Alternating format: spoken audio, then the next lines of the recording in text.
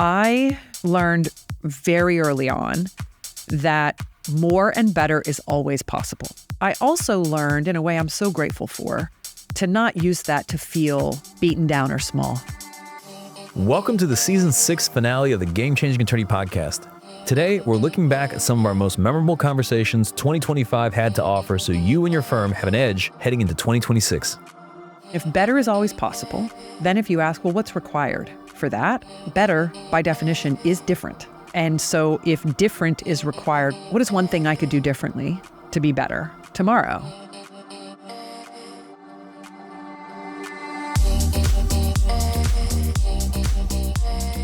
I'm Michael Mogill, founder and CEO of Crisp, the nation's #1 law firm growth company. I've built my business through practice, not theory. Crisp started with just $500 to my name and has grown to over 8 figures in revenue over the last few years, earning a spot on the Inc. 500 list of the fastest growing private companies in America. Our approach has been to take everything we've learned about generating massive growth within our own organization and help the country's most ambitious and committed law firm owners do the same for theirs. In each episode of this podcast, I sit down with innovative market leaders from the legal industry and beyond to learn from those who thrive in the face of adversity, challenge the status quo, and define what it means to be a true game changer. On this episode, we're looking back at some of our most iconic guests and the most insightful moments from Season 6 of the podcast. From discovering how your team is really wired to scaling and leading billion-dollar organizations, this episode has it all. You don't need any special gift or ability or strength to stand out and break through and become one of 8 billion people. You just have to be willing to show up and do that work. That's coming up on the Game Changing Attorney Podcast.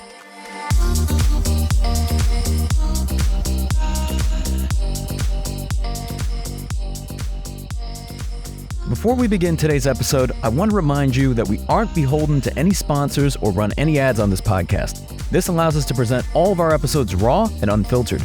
I'm not going to push any made-to-order meal services on you or try to save you any money on your car insurance. That being said, I have one small request. If you receive any value from this podcast, please give it a 5-star review. Pay the fee so we can keep this podcast free. Peak performance starts with understanding how you and your team are wired to take action. To kick off this episode, we're revisiting my conversation with David Kolbe, CEO of Kolbe Corp. I started by asking David to explain what the Kolbe assessment is and how it can change your approach to everything.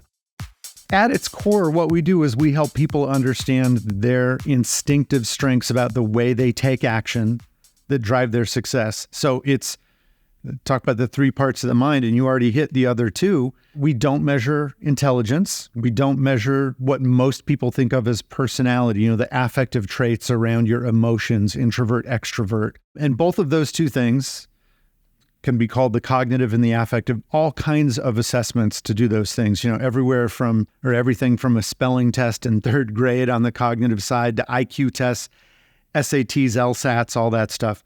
And on the affective side, Myers-Briggs or MBTI, DISC, predictive index, there are all kinds of them. And they're great. You need to know those parts of your mind. And we've all been taught about that, the thinking and the feeling part. But there's this 3rd part called the cognitive, and this goes back literally to the ancient Greek philosophers. That 3rd part is the way we take action.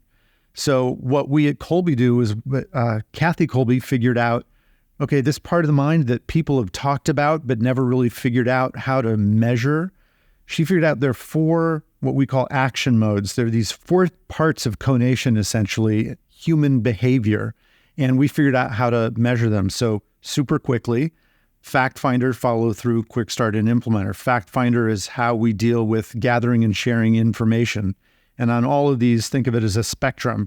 And in that one, it's, gathering and sharing. So some people, and I'm on this side of the spectrum, I need information. I do research. I get the stuff. If you ask me a question and I don't know the answer, I will put you off and try to get the answer. Whereas people on the other side of the spectrum are more like, hey, I know the top line information. Give me the bullet points. I don't need all the detail. You ask them a question and they don't know. They'll say, oh, maybe this. Much more willing to kind of guess. And it doesn't mean they aren't prepared. It's they don't know. Follow through is how we deal with systems and structure. So on the one end, I'll start at kind of the other end. The open-ended side of that is people who don't need closure all the time, but they take shortcuts. If there's a process and a procedure in place, they're like, I'll follow the first 3 steps and then I'll jump to the one that makes sense to me. The other end of the spectrum are people who create those systems. They create those 12-point plans and they actually work through them and drive to closure and get to the end. Quick start is how we deal with risk and innovation. So on one end of the spectrum are people who they do things differently just because that's who they are. You'll see them in your life where, oh my gosh, they've always got another idea and they're going for it. So, as lawyers, they might be entrepreneurial lawyers who start up another practice, or, they're out there closing new clients rather than serving the ones they already have, maybe.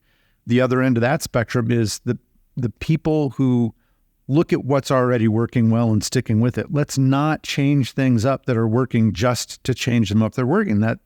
That's not their nature. They're stabilizers. They figure that out. The last one is implementer. And I kind of wish we could change the name, because it's not about how we implement as in carry things out. That's more the follow through.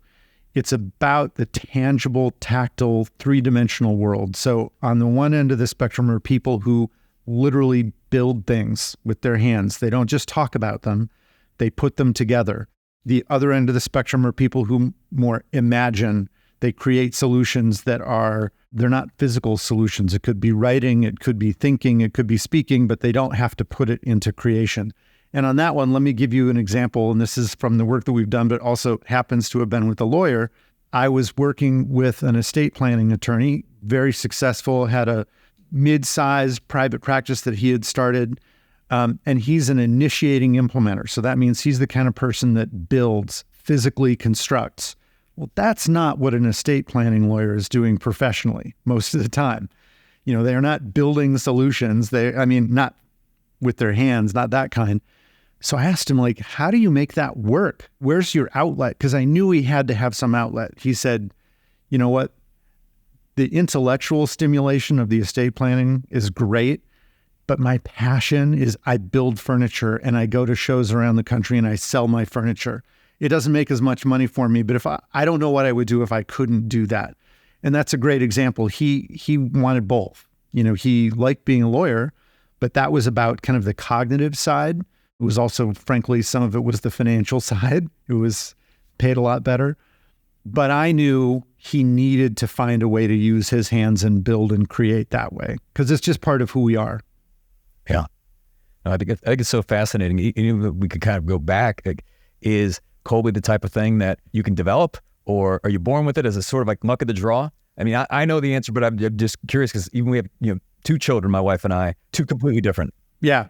So do we get it genetically? It doesn't look like it, because we've done lots of analysis of kids, including identical twins, and identical twins don't necessarily have the same Kolbe result.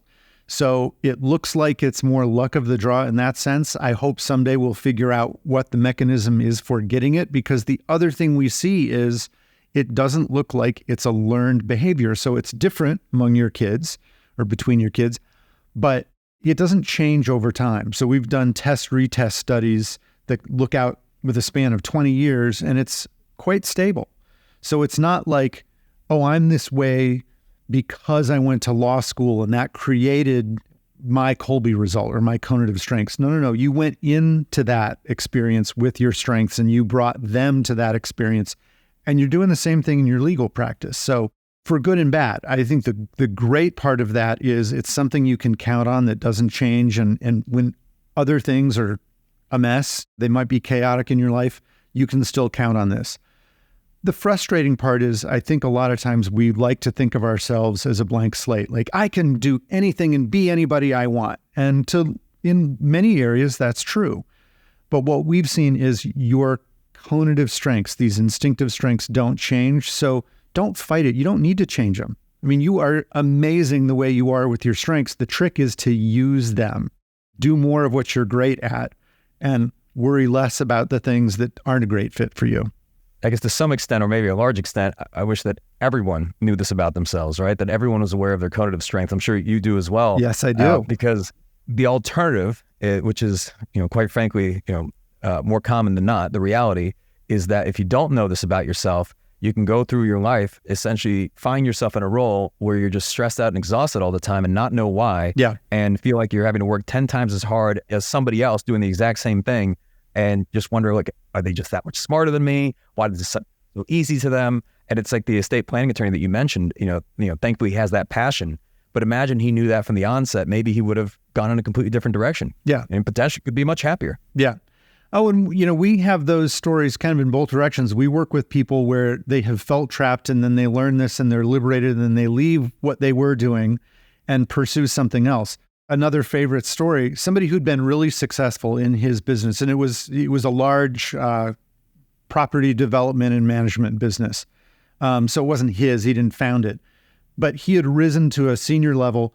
But the company's like, hey, we're going to put you to the next level. You are going to be the leader of all of the property managers around the country. And he had been the best property manager they had. And we're talking like very large commercial, retail, multi-use kind of properties. So very large endeavors. And they thought, well, hey, you're the best one. So we're going to bump you to corporate and make you the leader of all those people. A, he hated his job. B, he wasn't as good at his job anymore. The company used us. And they said, hey, we need you to work on this guy because it's not going so well. And we know it's not because he's incapable of doing this. Like, he was our star.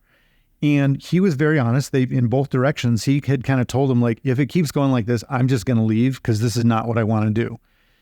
What we were able to do is figure out what was going on, and it was a cognitive issue. It was all about his implementer. So you took a guy who was very tactile, tangible. The way he operated those sites was walking around. He didn't stay in an office. He knew the people. He would go see the mechanical problems with the HVAC, all this kind of stuff. And he didn't operate at the level of fixing it. But for him, that was why he was so great at it, because there was that important physical component. So what we were able to do is, instead of this situation where, oh, he's going to quit or get fired, this very successful guy, we worked with them to craft a solution. It's like, okay, but they did have a problem. Again, the real world here, yes, they could put him back in his place of managing one, but then it would feel like a demotion, both for him personally and within the company. The signal would kind of be sent, oh, he's not so good, so we're demoting him. And they didn't want that. They wanted his expertise to help all those other property managers. But we were able to help them isolate the issues and figure out a way where he could do that. And the bottom line to it was, don't have him at the headquarters office. Have him go to all your other important sites and do it with them, show them the way he did it. That'll make it more successful. So yeah, sometimes it's totally changing. Sometimes it's getting back to what worked.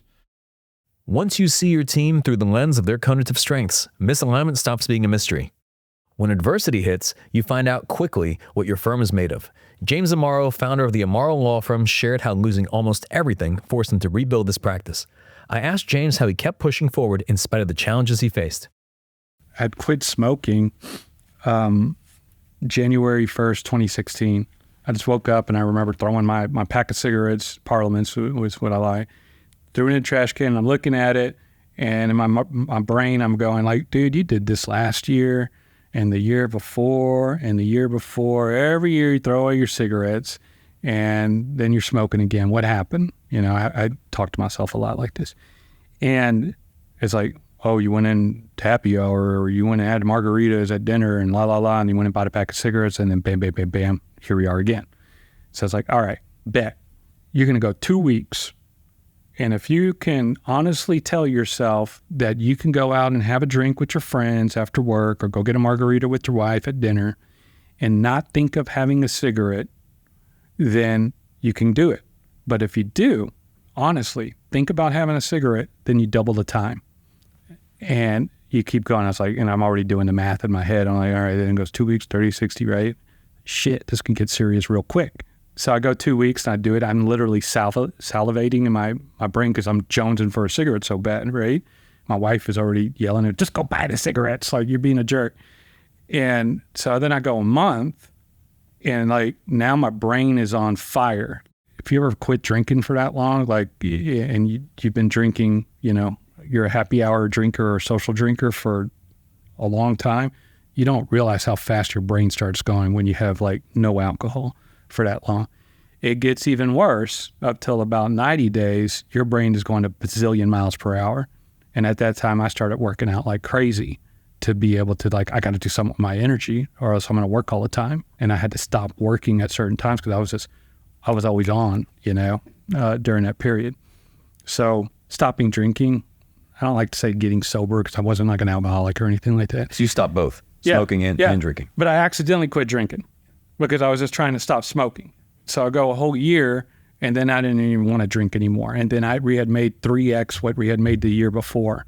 And I was like, this thing ain't so bad, like I don't miss my friends that much, right? And then the next year we did, I think, 2x. At that point, this is when I hired my first consultant, my first business consultant. And I realized like at this point, this is like early 2016. And I had just settled some big case. And this was like, I'm back, like we're, renting the limo bus to go into casinos and things like that. We're back. And he comes into my office and he's like, James, like, what do you want to do? And he knew the whole story about what happened to us. And I said, look, man, I get it. All right. I had a law firm and a law practice and it's not a business mindset for so long and flying by the seat of my pants. And I was very lucky. I get it. I have absorbed that over the last 2 years, right? It's processed. It's a business. I get it. So let's run it like a business. And they helped me build all these reports and all this other stuff. And then the business continued to evolve, I guess, from that point, right? Like it became the business mindset. And since then, with y'all's help, we've evolved even further from like a business to an organization. And then in the past year and a half into a corporation. Yeah. So those are different mindsets. Law firm practice or law practice owner, the business owner, the organization owner, and the corporate owner are all different things. And you guys have helped us like realize that it's tremendous. And go back, like you become a leader of leaders, within your law firm. Speaking of evolution, we talked about the firm being down to 6 people. Now you're up at over 80. How would you describe the culture of the firm today? It's serious, man. Like I could just tell it's intense. That's what people say when they join the firm. Like it's intense here, because we have KPIs, we have SOPs, we hold people accountable, all of that, right? And so last year was a lot of instilling our accountability culture. When we had our COO start last year, I said, I'm good with these KPIs, I'm good with these numbers, I'm good with what we're going to do operational, but we're not changing our culture here. The only improvement I want to make, not a change, improvement to our culture, is accountability to the KPIs.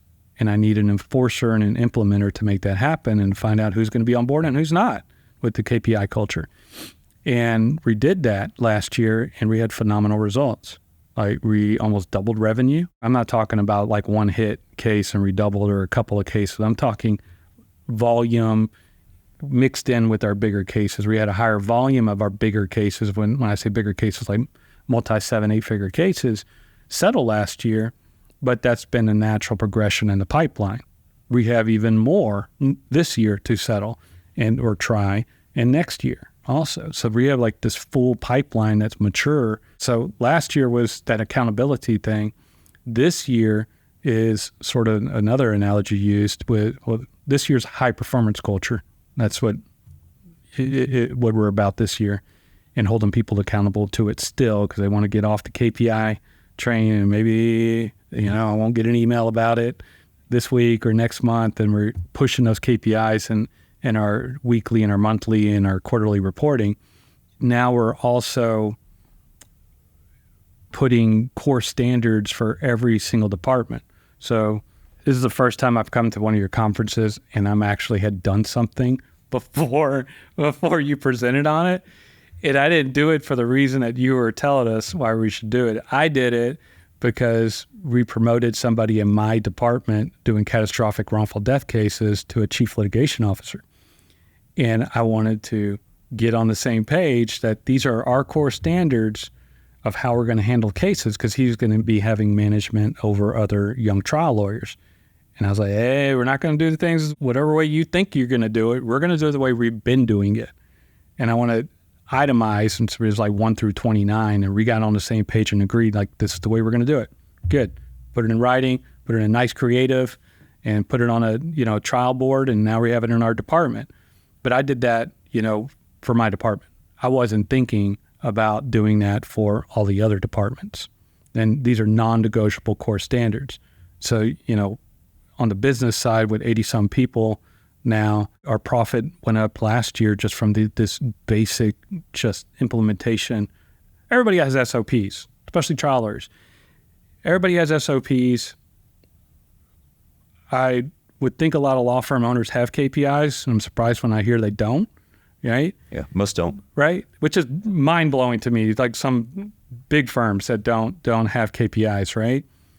And the missing component is implementing them and holding people accountable. And once you do that, our profit went from 5% the year before, a 5% margin, which was abysmal. It was crappy. It was stressful the last 2 months of the year collecting money, to 34% last year, while we almost doubled revenue in 1 year. I said to our team, I was like, well, great, that's great. We had our yearly kickoff, and I said, that's great. I go, we did it. Yay. We got in shape. Everybody got their bonuses, but now we're in shape. Now we got to stay in shape. So how do we stay in shape? And we got to keep doing what we were doing. This culture of excellence. One of our core values is excellence is our presence. I ripped that off from Biggie Smalls. And ethos before egos is another one of our core values, right? Is put your egos aside and concentrate on the mission for our clients and to get results. So zooming out, like for a business owner, for people that are listening or watching, about like the just foundational stuff. I mean, core values, of course, everybody knows that. Mission statement, of course. Those are the two basic things. But having core standards for every one of your departments, and then KPIs, right? And it doesn't need to be 20 KPIs for every person, every position. It needs to be something that you can actually manage and easily report and retrieve, not something that's unattainable or aspirational, something real that's going to move towards the bottom line. So core standards, core values, and then core initiatives on the growth side of your business. Like we have every department, I've been doing this for years, every department has 3 or 4, 5 at the most, core initiatives per quarter that they're targeting. This year, we're transitioning over to FileVine. We're dinosaurs with needles, and we probably use needles better than any other firm in the country. We use it and we run reports on it that we've built out, but it's not giving us the data that we need as fast as we need. Like we're still using spreadsheets to extract data and other apps, and it's just not moving fast enough. James proved you can turn catastrophe into structure, but no system survives long-term if the person leading hasn't conditioned their mind to stay in the fight. The difference between a plateau and a breakthrough is often your ability to refuse quitting when every part of you wants out. James Lawrence, the Iron Cowboy, revealed how he trained his mind to never quit using deliberate discomfort and daily disciplines that remove the option to back down. I used to joke all the time that, because coming off the 50 Ironmans in 50 days, everyone was like, you're different. Like something's not normal. You have some type of genetic advantage because that's not possible. And, I always reference back to the first time the 4-minute mile was broken, when everybody said it was impossible. And then one person does it, 2 weeks later, 2 more guys do it. And now hundreds of high schoolers do it every single year. But someone just had to have that belief to go do it. Not that they were different or special, just that belief to do it. And it opens up, the box of, you've got to be different. And so after that, they literally convinced me I was different. I was like, well, I better go get tested and find out what my superhero power is. I like to play with it a little bit, and I joke from stage and I say, I got the manila envelope and I sat all my kids down and I opened it up and I was like, get ready, kids. I'm going to tell you the gift I gave you at birth.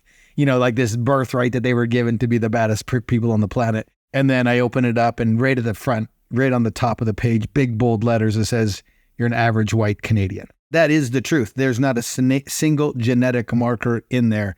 And then I went and had my epigenetic test, just see if I was like, okay, Do I have a gene that allows me to recover faster, less susceptible to certain addictions, or what allows me to manage my mind and my thought and my processes better than others? And there really wasn't anything in there. And so it was just the absolute testament to, you don't need any special gift or ability or strength to stand out and break through and become one of 8 billion people. You just have to be willing to show up and do that work that it takes to do that. Most people aren't willing to do. They're like, I want that, but I'm not willing to sacrifice for it. And so it really was just a true testament of, I showed up every single day. I continued to work when everybody else stopped. I had a relentless pursuit of what I believed to be potential, and I just never gave up on it. And I don't know if I just outlasted everybody and everybody else quit and put me at the top, but it's been wild.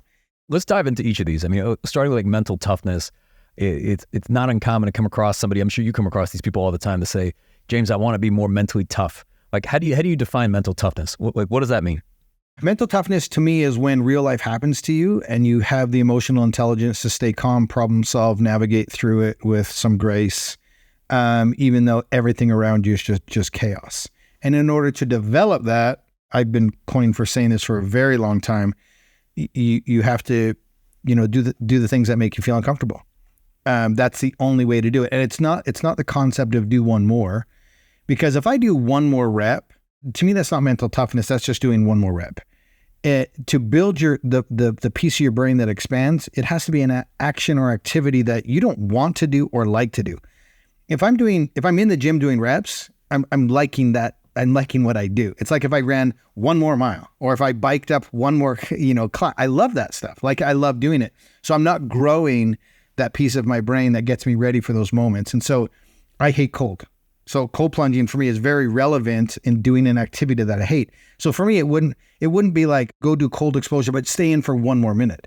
No, it's, I loathe that activity, and I'm still going to go do it anyways. And that's how you build that mental toughness. And mental toughness goes along with discipline. It's frankly doing the things that you don't want to do, and you do them anyway. Regardless of how you feel, it doesn't matter. It's how you act and operate. And I can feel one way and act a totally different way and not give in or give power to those feelings or emotions. Today, I gave blood today. I'm retesting my hormone levels because I'm training at a high level right now. And I do not feel like training today. I flat out don't want to do anything. And so I just have to ask myself a question. What does a winning triathlete do in this moment? And that removes the, I feel this way. And it just says, what's the action or activity that needs to be accomplished in order for me to accomplish my goal? So I'm preparing for a June 22nd Mont Tremblant 70.3 race to qualify for the World Championships. And so in that moment where I don't feel like doing something, I'm asking myself the question, what would a triathlete trying to qualify for Worlds do? Now I've removed the emotion from it, and I just have an action or an activity. And then I have to go actually do that activity. But you can act a certain way despite feeling the opposite. You can be a walking contradictory in terms of action and feeling. Now, what about the, winning the conversation or even negotiation in your head? I know you mentioned the cold plunge. I had a scenario like this morning. It's first thing I get up, 5 a.m. I go outside. The chiller gets this thing to 39, but it was colder. So the thermometer's telling me it's 36. And I didn't want to get in. The irony is I got in 300 days consecutively before that, right? So it's not my first time, but I never look forward to it. Today, it was, look, James and I are going to do a podcast later. If you don't get in here, he'll never know, but you won't respect yourself. What about you? I mean, when you're facing some sort of hard, right? What's the conversation you have in your head? I try to create systems in my life that just flat out remove those conversations. But ultimately, life is about winning those conversations. And you have to put yourself in small momentum building moments in order to gain it to where you can take on real things. Because, you asked before, like, how do you become more mentally tough, or why are experiences valuable? I can't remember what you said, but it's about winning small moments so that you gain that momentum to do more and more difficult things. So for me, I try to set up systems and routines so that I'm not having to have that conversation. It's just like you said, you jumped in that cold plunge 300 times before, and you gave yourself a little bit of motivation to, save your ego, right? So you gave yourself a reason to, okay, I don't want that experience. And so I need to take care of this moment so that I don't feel that way, which is a super, mature way to look at it, because in that moment you were weighing the pros and cons of the emotion or the feeling that you would have if you did it and if you didn't do it. And for you, the feeling of doing it outweighed the feeling of not doing it because you didn't want to feel that way. So you set yourself up in a way. And then also you looked at your body of work and you said, okay, I've done this for 300 days. So I have that confidence now that I can do it again. It's like in James Clear's book, Atomic Habits, where he has the guy go to the gym for just 5 minutes and then he has to leave.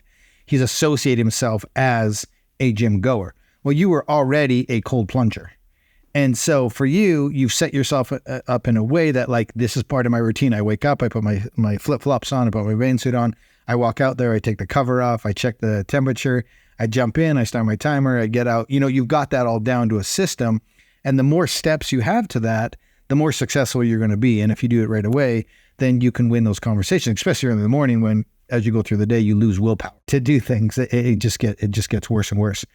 And so for me, I try to avoid those conversations. I like having those big conversations because that bully, that resistance, that fear, that conversation, it shows up when we're in the peak of struggle and we're doing something great. And basically the adversary is trying to slow us down because he knows of the impact that we're going to have. And so to set yourself up with systems, you want to hear that voice, but then you want to try to minimize it often as you can by having systems in place. And again, James Clear says our goals fall to the level of our systems. And it couldn't be true. So to win those conversations, one, you have to gain experience and go through them, because then you learn how to communicate with yourself. You learn tips and tricks like you just did. You said, I didn't want to feel this later, so I'm going to do the opposite so I don't have that, that effect. It's about experience and gaining momentum and winning those moments. What about the person listening to this that says, you know what, James, I want to be more mentally tough. I've tried before. I've started a bunch of things. I never quite stuck with them. I don't really know what my why is. I don't know what my purpose is. I don't even know how to get started. Do you just look at them and say, hey, you just don't have the hunger? Or is there a message of hope that you can give them? The message is, one, you got to get some accountability in your life. Two, you have to really understand the fact that life's not happening to you, it's for you. I full on believe that. If you're not changing it, you're choosing it. And your reason for changing isn't big enough. And if you just want to chill in your life, and I'm not telling everybody to be super ambitious and go chase down these goals and be a 1%er and run 50 Ironman, like, none of it matters to me. Like, if you're doing what you're doing in your life that makes you happy, that's amazing. Just don't complain about it. Don't complain about what you don't have. Don't complain about what you're not achieving.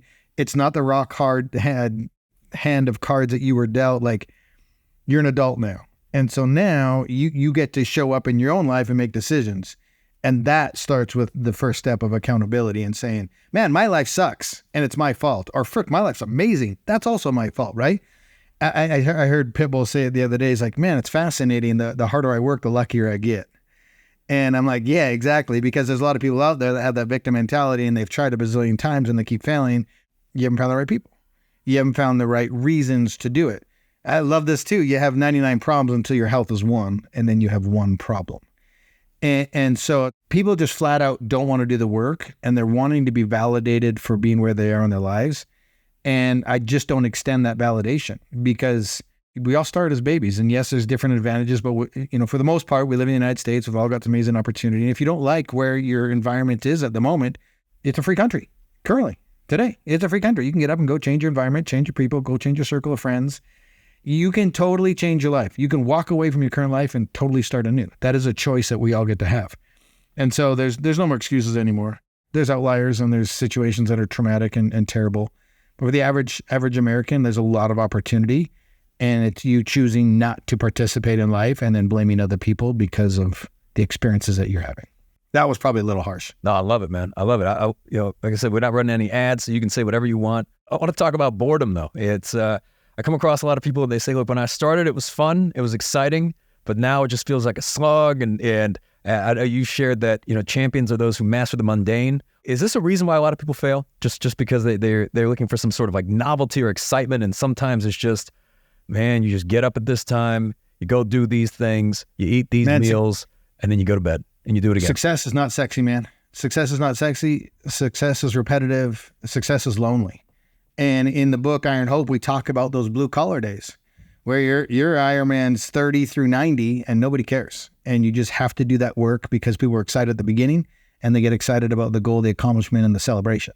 They forget about those blue collar days. They forget about doing the basics over and over again. Do you think Steph Curry still needs to shoot free throws? Yeah, if he wants to be the greatest of all time, he does. And that's the work that people are willing to do. And that's why people fail. They just flat out cannot wrap their minds around the monotony. The monotonous tasks, if you can figure out how to do those, you become an invincible force, because those are the tasks that aren't willing to do. And I love the book Dan Martell wrote called Buy Back Your Time. Like, if you don't want to do those tasks, outsource that and have somebody else do it, but just make sure those tasks, those repetitive basics need to be done. And then on the flip side of that too, like, keep yourself skillful and knowledgeable at every level of your company, your business, your career, so that at any point in time you can relate to any level, any caliber, any person in your organization. Leaders lead from the front. You got to be able to jump in and understand everybody's roles and have compassion and empathy for those people doing those roles. And so it's about the mundane. The individual that can tolerate monotony will become victorious. To build something that outlasts you, your effort has to be paired with the right strategy and a team that can scale. Verne Harnish, founder of Entrepreneurs Organization and author of Scaling Up, explained why staying where you are is the real risk, and how getting back into founder mode with big goals, strong rhythms, and high-performing teams is the only way for your firm to scale. I asked Verne about how organizations grow from one level to the next. You know, I think it's first a mindset that you want to get that big. It's that big, hairy, audacious goal. I remember when Naomi Simpson in Red Balloon, she came to my workshop in 2005 in Australia. She'd only sold about 7,500 experiences. And the first thing we had her do was say, all right, but where do you want to be in the next decade? And she's like, man, if I could get to 10% of all the Australians, which would be 2 million, that's a 30x. By the way, she thought it was going to be impossible. First thing she did was put a scoreboard up. And that's what I love about your facility here, Michael, is you've got scoreboards up everywhere. Everybody knows their KPIs. Everybody knows the score. And she beat that 2 million by 2 years. And what was interesting is she almost lost the company after that. What happened is incrementalism set in. Oh, well, let's look at what we're going to do next year and then the next year. And honestly, that bores you to tears. So she has set another 30x. That's going to take her from 100 million to 3 billion in revenue. So I think first is setting that kind of aggressive goal. And aggressive, ambitious goals actually drive energy. The research was done at Harvard that attainable goals is low energy, ridiculous goals are low energy, but setting an ambitious goal, and your job is to be the chief energy officer, that's the first thing to do. I think the second is obviously going after a big addressable market. And then I think third is that you're willing to continue to learn. The biggest constraint is between our ears. Leaders are learners, leaders are readers. You know, you watch Bill Gates, a book every week, his Think Weeks, his record 112 books, manuscripts, PhD thesis, white papers. Mark Zuckerberg, a book every 2 weeks. Mark Cuban, I didn't know Michael. I've known him since his days in IT services in Dallas. But when he wrote his book, he shared that he reads, still today, 3 hours a day, looking for just one idea, not 100, one idea that can help one of the 150 plus companies he supported. So the only constraint is, again, our mindset and what we don't know. And so that's the second reason I founded EO, was to be a place where we continue to share and learn together. Yeah. What about on the converse? Like what's been like a counterintuitive insight that most leaders resist, but you've found is absolutely necessary when it comes to scaling? Timing. You know, the market makes you look smart or the market makes you look dumb. And I often kid with entrepreneurs. Do you have a friend, that you know is dumber than you, that's doing better than you? You know, I say it kind of jokingly, but it's like, man, IDEO studied this. The company's launched 100 companies and supported another, and they wanted to understand, was it people?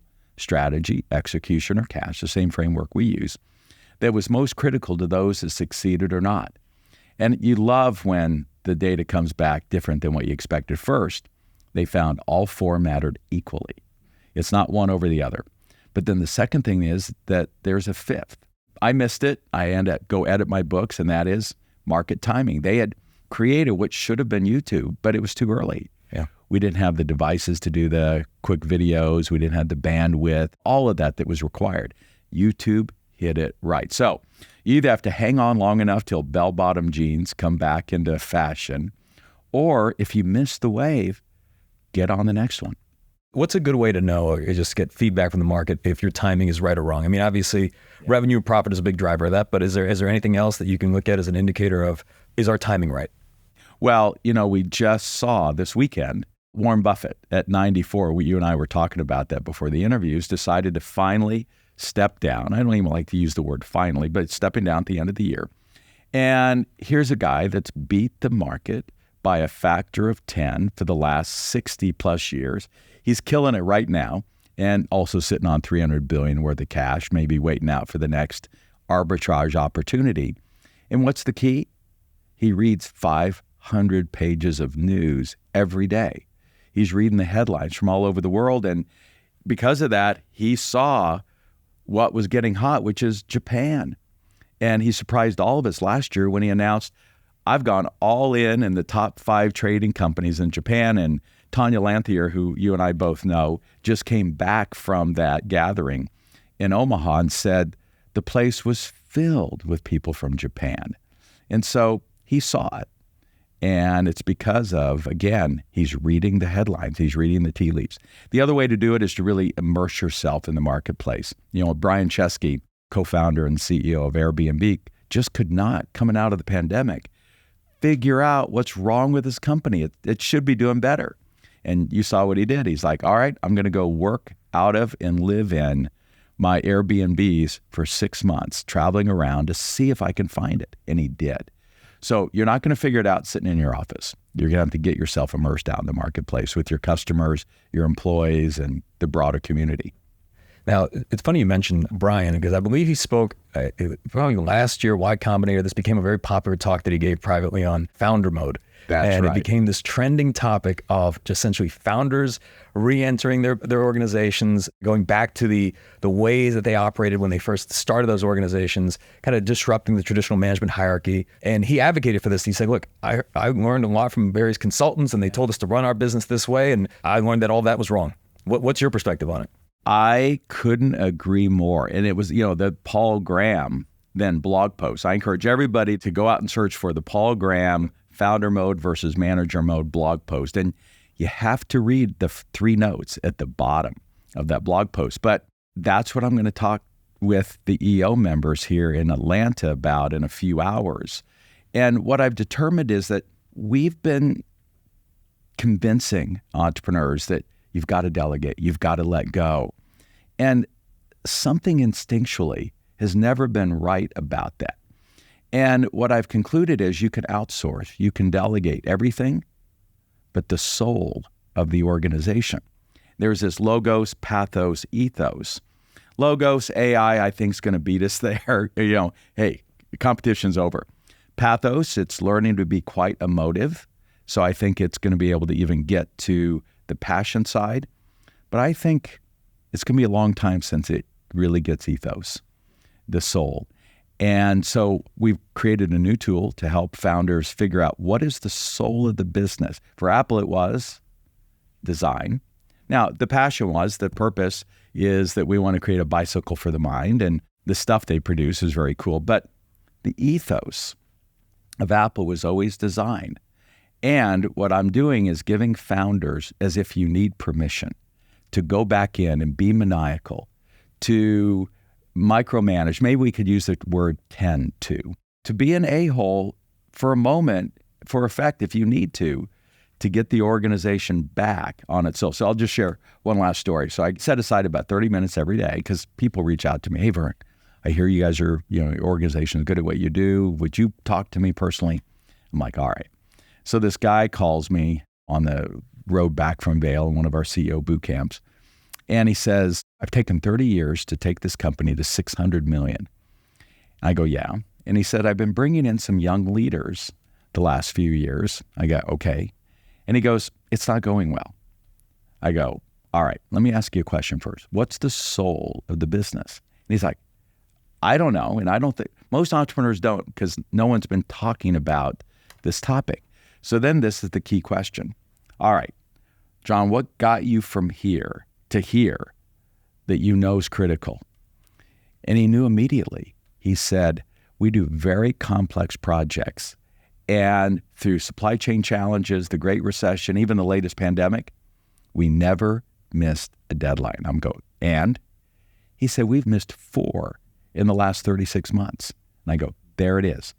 I give you permission to go back into your own baby and get maniacal about that. And you can't free yourself up till you find somebody is maniacal. They don't have to be CEO.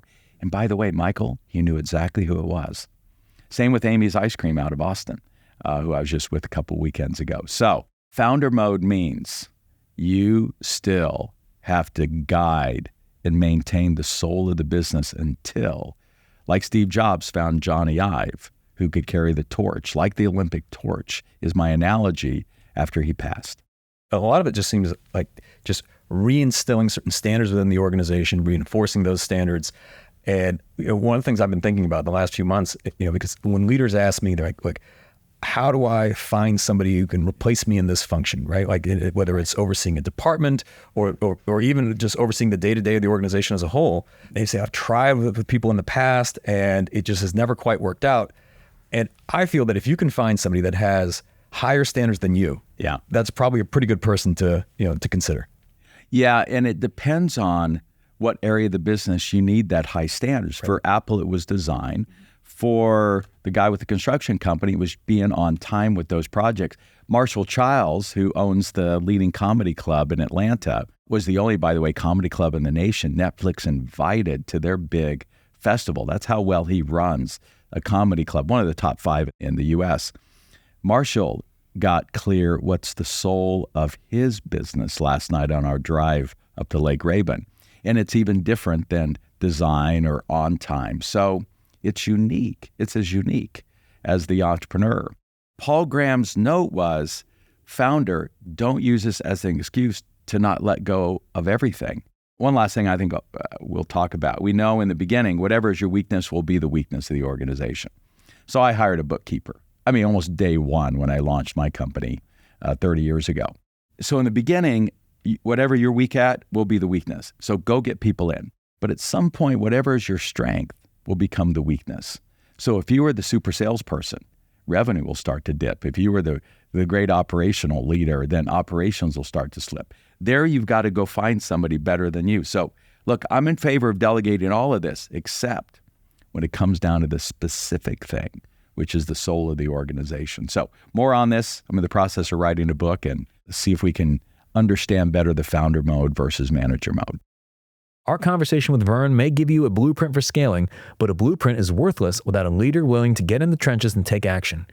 Kat Cole, CEO of AG1, shared how she went from Hooters hostess to leading a billion-dollar brand by combining grit, humility, and a bias for action. There were a few things. One, you can't remove the fact that that company that I was with, which was Hooters Restaurants, was growing. There's a lot more opportunity for people in a company when there's growth. And that was a kind of the heyday of that brand where they were opening new restaurants, sometimes multiple a month. So there's a lot of growth, a lot of opportunity. You need more layers, more management, more support. And so I benefited from that. You can't remove that from the equation. I wasn't just exceptional in a vacuum. The next was because I had that mindset that I described, that every job is a noble job. When I worked in the restaurant as an hourly employee, I ended up working every job in the restaurant: cook, hostess, bartender. One, because I wanted to make more money, and more shifts, more jobs means more access to income. But I was also curious to see, can I figure this out? Can I be a cook? And I'm a helper. I've always wanted to be helpful. So when the bartender was like, I got to go home, can you cover my shift? Or the cook was like, hey, I need to leave early, can you come back here and work the fryers? I'm like, of course. I have the ability and the desire, and hey, I get paid for it. It's great. The outcome of that is that when we started opening more restaurants around the world, the company needed people who knew all the jobs to go travel and train in those new restaurants. So here I am, unknowingly qualified for that. It wasn't my plan, but it happened. And so that's one big ingredient to this recipe of the career advancement that you described, from like hostess to executive in a company at the time that I became vice president was doing $800 million in revenue. The second was, look, I had a lot of great leaders who gave me a chance. There were people who saw something in me. I also think there's something to the fact that it was Hooters and there weren't Wharton MBAs beating down the door to take management jobs. So where did they look? Inside. So again, I benefited from that, but I was ready. And then I was willing to say yes. When I was asked to go open a franchise in Australia when I was 19 years old, I'd never been on a plane. I did not have a passport. I'd never been a part of an opening restaurant training team in my life, but I still said yes. Then I bought my first ever plane ticket, flew to Miami, got my passport in 48 hours, back when you could do that and get it expedited, and then left and did the opening, and that opened more doors. They were like, oh, okay, you've done that opening. Now can you go to Central America, South America? And I just kept saying yes, even though I was in college, and the plan was to just have all this restaurant work to pay for school, and then I would become an attorney. Actually, that was my dream. I was going to go get an engineering degree and then go to law school. That was the plan. But Hooters kept giving me opportunities, and it kept feeling right, and I kept being good enough at it for them to ask me to continue. And that then led, when I was 20, to the opportunity to take my first ever corporate job. So all that time, that 17 to 20, it was just hourly work. You know, can you be a waitress? Can you be a shift leader? Can you travel and go open? In that case, I was paid a daily fee, but it was all no contract, no promises, no career, just normal, like what people do when they're in college, just a bit maybe unique, being international in Hooters. When I was 20, I got a phone call asking me to interview for a corporate job, which would pay me actually a lot less than my ability to pick up shifts, $21,000 to be specific, of pre-tax income. And I was so excited because I was a little nervous about being broke, because it felt like being broke. Because when you're a waitress, you can just pick up a shift. Like, money is actually quite easy to come by if you're willing to work. But when you're on a fixed salary for 50, 60 hours a week, it's a whole shift in maturity and financial responsibility, but it also felt like advancement. And so I said yes. And that's how I got from Jacksonville to Atlanta. So that was another choice, right? I chose advancement and learning and what felt like professional growth over income. And then the company was growing, and every year within the corporate office, I took on more and more and more responsibility, which led to, when I was 26, being vice president of the company. And then I believe it was in 2011, the shift to Cinnabon. You were the president of Cinnabon, the move to Focus Brands. What contributed to that transition from Hooters to Focus Brands? There were a few things. Over the years, I was with Hooters in total for 14 and a half years. And you can imagine somewhere in that corporate professional era, I had many opportunities to leave. I was recruited. There were other cool restaurant chains. There were other hospitality companies recruiting me. I was very active in the industry, in the restaurant association, both at the state and federal levels. And so I had the network, and I had the reputation, and I had the invitations to go work somewhere else. But each time, up until the Cinnabon opportunity came around, it just wasn't interesting enough for me to leave. Like, Hooters was fully vertically integrated. We had an airline, Hooters Air. It was a thing. People should look it up. So weird. It was like a terrible business idea, but quite a fascinating opportunity to be involved. We owned our own supply chain. We owned our own merchandising company. We had our own golf tour, the NGA golf tour that birthed John Daly. You're welcome, everyone. And we had the Hooters Hula Bowl. I mean, it was just unbelievable, the universe, this orange universe that we had. And so when other companies, whether it was a donut company, a coffee company, a hotel company, it was kind of boring by comparison. And even if those companies were larger, which often they were, and they were offering more money, and I would at least then be going to a company where people didn't kind of squint their eyes when you told them where you worked. Because, you say you work for Hooters, some people are like, that's so cool. And other people are like, they kind of look down on you. And so I could have traded off that skepticism, more money, less controversy, but way less growth and learning. And learning is my currency. It has always been my currency. I couldn't have articulated it early on like that, but I can now. And so I didn't go. None of those opportunities were interesting enough. And I learned to ask myself two questions to determine, is it time to change? at least from a career perspective. One is my job done here? Do I feel my work is done? However I define that. Yeah. And the second is, if I'm honest, can someone else do a better job at what is needed going forward than me? And up to the point that I left to go to Cinnabon, Focus Brands, and Roark Capital, the answer to one or both of those questions was no. My work is not done here, and someone else can't do a better job for what is needed now. But eventually, the answer was yes to both. And so it was a culmination of the interestingness of the opportunity to join a multi-brand franchise portfolio and be a president for a first time of a global business that had incredible nostalgia and awareness. I grew up working in malls when I was 15, so Cinnabon and Auntie Anne's were like, I loved them. And I had not yet found my religion around health, if you will. But at the same time, even if that opportunity had come, but I felt my job wasn't done, or that someone else couldn't do a better job at Hooters at the time, I would have said no to that. But those things converged. My work was done. And what was needed next was going to be work for someone else at Hooters. And this opportunity was just an alignment of multi-brand, which was important to me, a private equity firm that I respected. We had been privately owned at Hooters, but yet I was a part of the transaction to sell the company into private equity as I was leaving.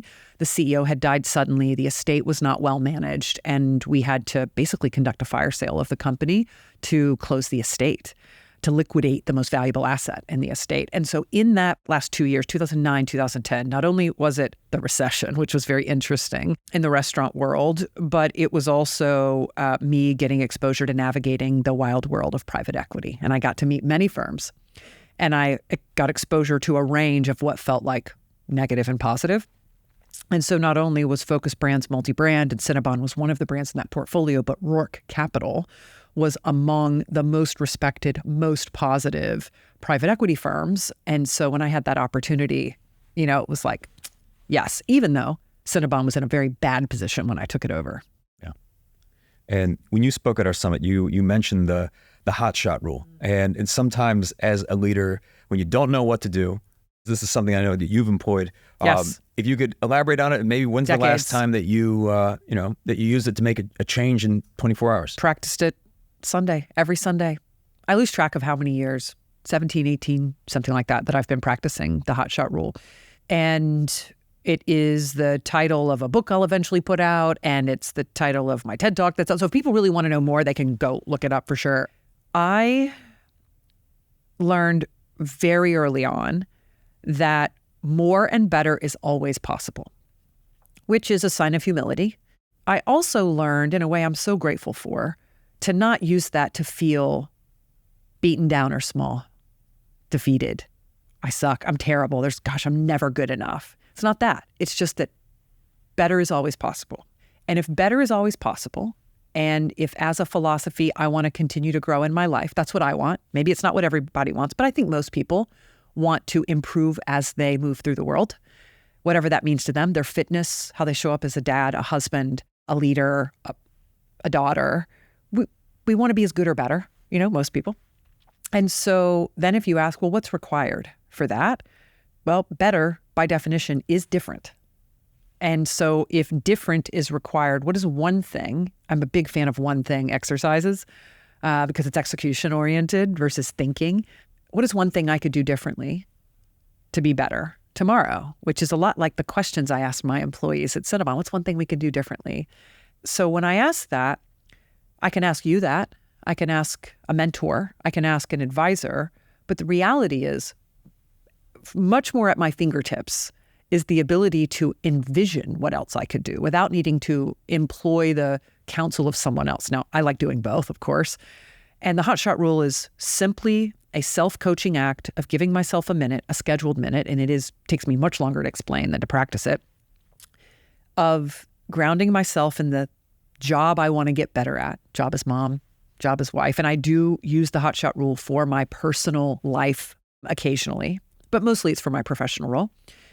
And so I think about my work. I think about AG1. I think about my company, my team, my responsibilities, and my challenges. That's step one. The second step is I envision someone I admire. Could be anyone. So I'm going to envision you, everything you've built here at Crisp, like all that you have and what I've gotten to know about you. So I think about you.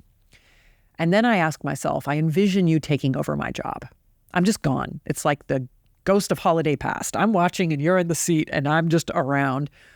What's one thing you do immediately? What is the one thing that when you look at my Slack or you get an overview of the business, you're like, man, love Kat, but I cannot believe she let this happen. Not on my watch, right? Because you have that day one energy. It's the thing you pick up on and you make a difference in right away. For whatever reason, grounding myself in my role that I know, but looking at it through the eyes of someone I admire, even just philosophically, as an imaginative exercise, one thing comes to mind. There is one thing that you would do differently, for sure, if you took over AG1 tomorrow. And whatever that one thing is, I take action on it in 24 hours. So this last Sunday, I envisioned actually a customer that I had talked to who was super inspiring. So I practice the hot shot rule every Sunday, and I envisioned my role. And she was 66 years old. She's a rowing champion in her age group, like gym rower, not even like on a water row. She's just like a beast rowing in a gym and competing. And she's been drinking AG1 for a decade. And she told me all these stories over the decade of how she tried other things and then they didn't make as much of a difference. And so she came back. And as we're launching these innovations, I was reminded that sometimes we can get caught up in the new and lose the reminder, the energetic focus in the company on being obsessed with the customer's experience. Do they know what we're doing? Are we saying it enough? Are we getting it to them in ways they're going to hear and read and see? Not everybody opens emails and texts. Like we can talk to ourselves. Go, we sent the email. Who cares if nobody read it? And so in 24 hours, every meeting I was in the week that followed, I was just far more intense and obsessive about the customer insights, forcing meetings, stopping doing things. I mean, it literally changed activities in the company. Sometimes what comes out of it is I call someone and say, I'm sorry, I could have handled that better. What I envision is the person who takes my role would have handled something differently, and I need to acknowledge it. It's led to me firing people. It's led to me getting on a plane and going to have a very serious conversation. It's led to me terminating contracts. It's led to me making an extra phone call that resulted in millions of dollars of business, right? It's just one thing that you do differently because the reality is you kind of know the 10 things you could and should be doing, but other things are taking precedent. So if you just give yourself the discipline and the expectation to do one of those things each week, I get that a year's worth of weeks things done that maybe I would have never done or I would have not done it. So it makes me an absolute beast in leadership and in business. The last step of the hot shot rule actually is you tell people. You say, you don't have to say I practice the hot shot rule. You can just say, on Monday morning, I practiced on Sunday, so I was put it in motion Monday. I say, I was thinking, if you were in my seat, you would not allow this to happen. You would change this, even if it means I'm undoing something I did. So I'm demonstrating humility, a bias for action, and we're moving on, right? I'm acknowledging there's things I could have and should have done last week or last year that I didn't. I am now. We're doing it. So it creates this culture of people, one, being really comfortable calling me out, actually, because they see I call myself out every week. Like, that's something I should have done. So people are much more comfortable saying, why aren't we doing this regularly? It also shows humility and vulnerability and that growth mindset and gives me more permission to instill that and insist in it from others. I want to give a huge thank you to all of our guests who shared their incredible insights in 2025 on the Game Changing Attorney podcast.